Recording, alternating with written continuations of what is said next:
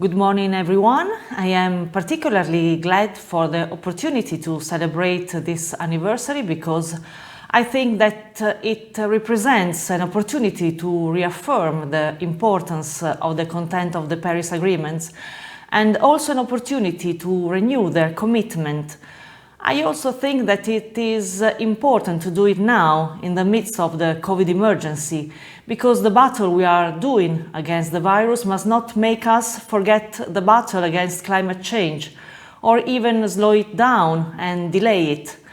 The global climate challenge needs the involvement of local authorities, not only the big cities but also the thousand small towns. The network between municipalities and the sharing of good practices must be strengthened.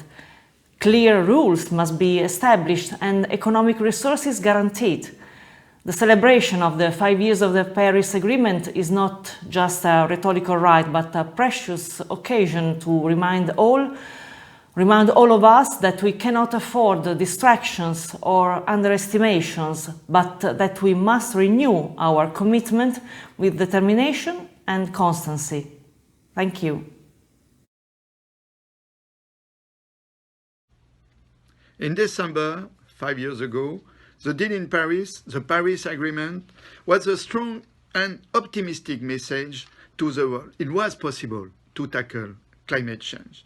Unfortunately, after Paris, in America, Trump won and America left the agreement. And these 2 last years, before the COVID, we have seen the increasing of CO2 emissions. It was the situation. But today, America is back. And last year, the place of coal decreased at the world level with the development of renewable energy. And we see the mobilization of local government with strong results. At the end, we can continue to be optimistic for a simple reason.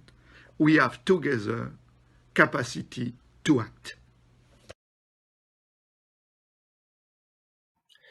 Dear, 5 years after the Paris Agreement, the COVID crisis is ringing like a wake-up call. How are we going to be able to reorganize our societies, to make them resilient, sustainable, green? We have 10 years to answer the needs of the climate crisis. And this crisis will be of another nature of the COVID one. But I believe, and we at the Council of European Municipalities and Regions believe that we can do it if we all work together.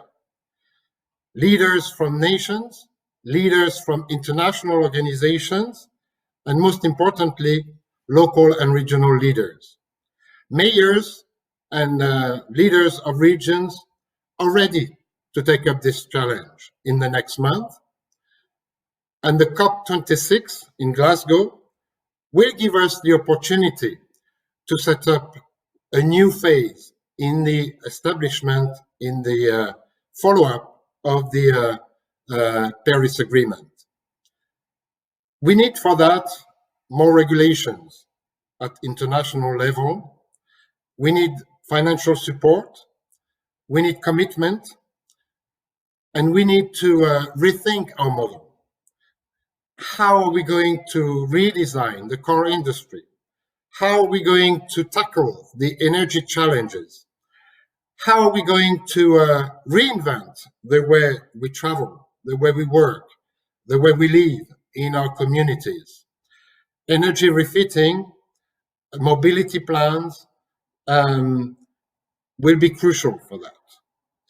But to deliver, we need the support of national governments, we need the support of the international community to give communities, municipalities and regions the capacity to lead, the capacity to do, and the financial support needed to do the transformation. We have 10 years to do this transition, but I believe that we can do it all together if we are committed and if we believe that we can change the world for the sake of humanity. Thank you very much. and I'm looking forward for this next path.